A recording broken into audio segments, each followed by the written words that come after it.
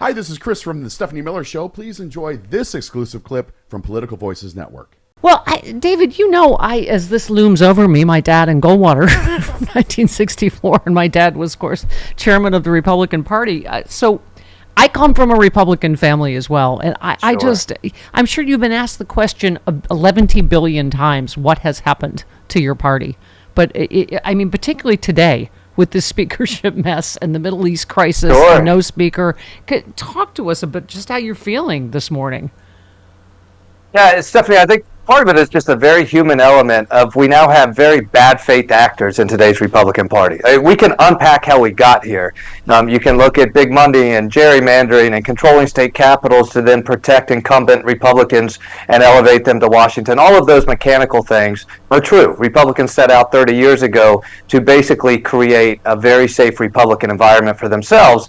And then what it ushered in is a bunch of whack jobs who never have to really face accountability among general election voters. Yeah. But at the same time, we have entered into a new era of media, multimedia, social media, whatever it may be, where the party has elevated kind of celebrity wannabes who their outrage is their currency, not their legislative skills, which is all fine and funny until you end up in moments of critical domestic security, international security, a government that can't function, appointments that can't be made, a budget that can't be written, and it's a complete disaster. What we are seeing right now has been 30 years in the making. And if there's any ideological underpinning in this, it has been the evolution from the party of less government, which your father probably embraced, though less government then meant something very different than less government during the Newt Gingrich years.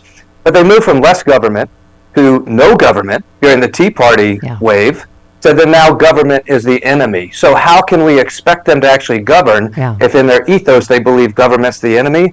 We end up with a collapsing Congress that we're seeing today. You know, David, as you say that, one of the lines my dad always used on the campaign trail, other than starting every speech with what Barry meant to say, was, he would say, the government has one hand in everybody's business and the other hand in everybody's pocket. And, but this is where I don't reconcile today's Republican Party, because they want to control everybody's business. They want to tell women what they can do with their bodies, who you can marry, what books your kids can read. How is this still the party of small government? It is not. Freedom is in the eye of the beholder. I think the only area where they are the party of less government to no government is their willingness and wish to completely do away with any safety nets or investments in critical policies related to education and healthcare and the environment and transportation and infrastructure. And here's where my split on this whole less government narrative started over a decade or so ago. I actually believe government exists to step in where private markets fail. Our private markets have failed healthcare. Republicans might wish that there's a private sector solution, but there's not. And so there needs to be a government solution. The private sector and private markets have failed education. And so you need a collective governing government that says we're going to provide a high quality service to all of our citizenry in a way that is impartial based on income or zip code. Republicans will never see it that way. So as a result, you have them saying, we want to legislate your bedrooms, we want to legislate your lifestyles, and take a state like Florida, this hotbed of culture wars. You're not actually allowed to be who you are. And oh, by the way, we're going to rip out from underneath you any means of substance or subsistence that you may need to rise and build a life that you and your family wish to have. Yeah. Since you're bringing up all my daddy issues, it's just this whole thing going on, David, in Israel. I mean, the party that has literally some rallies where people show up with Nazi flags. So, the reason Biden cited running is Trump saying there's very fine people on both sides. My dad was also an assistant prosecutor at Nuremberg. I don't recognize what is happening in, again, your former party. Somebody tweeted, has any Republican condemned Trump's praising of Hezbollah? Are they on the side of Hezbollah? Are they afraid of Trump, or both? The mainstream media must confront every single Republican official. Do not yield until you get a clear answer. Liz Cheney just said, after Hamas slaughters hundreds of Jewish families and Israel confronts an unprecedented security crisis, Trump attacks the Israeli government and praises Hezbollah terrorists. Are Republicans really going to nominate this dangerous man to be president of the United States? We are just at a critical tipping point as a country. Yeah, we are. And the answer is yes. Republicans are going to nominate Donald Trump, someone who is repugnant on issues, repugnant on his treatment of the Constitution, and repugnant in the permission structure that he used to unleash the simmering, smoldering white nationalism that was living in the party that most decent Republicans tried to keep under wraps. Even if they exercised some of those themes, they didn't give it equity. Donald Trump came in and said, oh no, these voices matter. So we're going to welcome white nationalism, xenophobia, racism, transphobia, homophobia. All that's welcome because now all those opinions are given equity. Combine that with a toxic ignorance on foreign policy. And I really mean this. I mean, I'm a wonky kind of former Republican, but what took me into politics was policy and wonkiness and all the boring stuff nobody wants to talk about. What has taken people into Republican politics now is just raw ignorance and celebrity. And so when you hear the voices of today's Republican leadership talk about the Middle East, couldn't tell you the difference between Gaza and the West Bank. They couldn't tell you the complexities between Qatar and Saudi and Israel and all the other countries. They couldn't tell you about the axis of Russia and Iran to Hamas. They don't know any of that. All they know is that Republican politics requires an intense alliance with Israel not to be questioned. And look, maybe that is the right position. I certainly consider myself a strong ally. But what it distorts for Republicans in this environment is any ability to realize that the solution to what we're seeing is going to be long and complex and require world nation-state actors to get involved to ultimately try to solve something that's never been solved. David, you won't hear that from Republicans. I couldn't agree with you more. And you started the segment by talking about bad faith actors. What we just played going into you. Nikki Haley saying the left supports beheadings, or, every Republican repeating the lie that, the $6 billion to Iran, not a cent of which has been spent, is what funded this. I mean, it's, that's right. And not one of them talking about Trump sharing Israeli intelligence with the Russians in the Oval Office, which very likely went to, right. Iran and to Hamas. I don't even know where to start. No, Stephanie, this is important because it is inconvenient for Nikki Haley to acknowledge that Joe Biden, the leading Democrat in the nation, called the acts of Hamas evil and denounced them and have said to others, don't you dare think about coming in and helping them. And I think the conflict, I put this in the bucket of many things can be true at the same time. I know there is a movement towards equity, as there always should be. We should always be looking where we can provide equity. And so there are Palestinian people that will be victims of this war.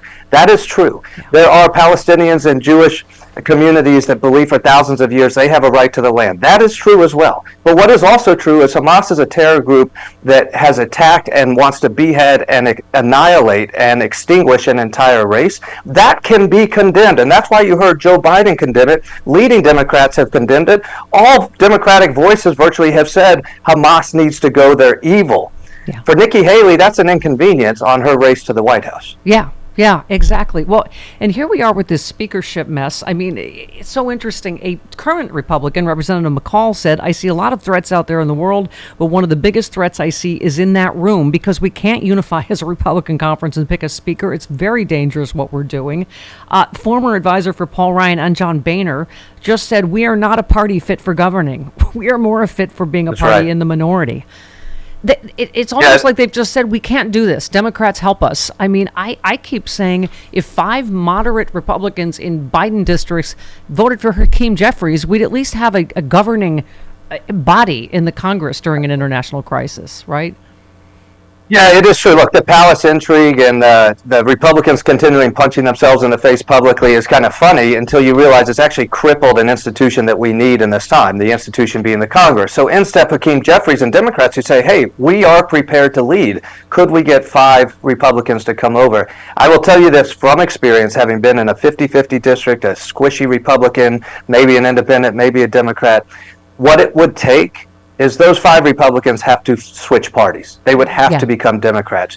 Because even if they gave their votes to a Speaker Jeffries, Democrats are going to target them in the next election and try to win those seats back because they're not good enough Democrats. And that's just partisanship. Republicans would do the same thing. So are 5 Republicans willing to switch to the Democratic Party and have the Democratic apparatus protect them in the next race? I don't know. What I think will happen, although I have no idea how any Republican in this environment gets 217, I think you'll see Republicans try to stick together, but I think you'll see 5 to 10 soft Republicans give their budget votes to the Democratic caucus, because we will have coalition governing when it comes to the budget and most matters of legislative consequence. Because I guess their best idea this morning is Jim Jordan, maybe. Jim Jordan's making calls asking people to support a speaker bid. You retweeted. You said Jordan anticipated this moment, but doubtful he can execute the next step in any meaningful way. Little visibility among anyone in the House GOP for what comes next. And you said this is truly a break glass moment for the House GOP, long time coming. And you're It is, yeah. Yeah, go ahead. Well, this is the palace intrigue. We knew McCarthy would lose his seat the moment he got it in January. It was just a matter of time. Yeah. We kind of knew Scalise and Jordan would be the next ones up. Scalise probably a little bit ahead. When Trump endorsed Jordan, that ended it for Scalise. He wasn't going to get to 217. So Scalise went behind closed doors, got his 51%, and then tried to work it in the public eye, realized it wouldn't, and he fell back. Jordan anticipated this. He's made all the right moves. He curried favor with McCarthy. He actually told Scalise, I'll nominate you now that you beat me behind closed doors. But it was all to curry goodwill for this moment. So now Jordan will try, and he will try with Trump's endorsement. But does he have 217? No. And the break glass moment is real. This has been 30 years in the making. I don't know who leads the Republican Party out of this because the margin is so slim. Yeah. Remember, there was supposed to be a red wave, and it never happened because American voters said, I don't like the direction you're going, so you're going to win a few gerrymandered seats, but you're not going to govern us. Republicans failed to get the red wave. They don't have the votes. They're stuck, but the nation suffers because we have a Congress that can't work. Yeah. By the way, now that we've finished what's happened to your party, what has happened to your state of Florida, David Jolly? Terrible. It's awful. It's terrible. Our governor's absolutely horrendous. He's awful. And my wife and I, as parents of 2 young kids, consider, do we raise our kids in Florida? Yeah. My hope is for a political change. I think that can be done, but it's something we pay close attention to. I just love you. I don't even know what this is. This thing that Ron DeSantis tweeted, wheels up. Good afternoon, ladies and gentlemen. This is El Capitan speaking on behalf of DeSantis Airlines. It's my pleasure to welcome you aboard Flight 007 with service to Tel Aviv, Israel, continuing service back to Miami. And you just said, honestly, I don't know if this is serious or some parody. What a sad candidacy and governorship. He's an idiot. He's a complete idiot. Look, this is a guy who his first campaign ad said on the 8th day God created Ron DeSantis. What type of arrogance and vanity does it take to do that? And then to do it by punching down at marginalized communities, saying we're going to deny you equity, we're going to deny you opportunity, we're going to deny you your vote, we're going to deny you the opportunity to live the life that you want, to be who you want to be.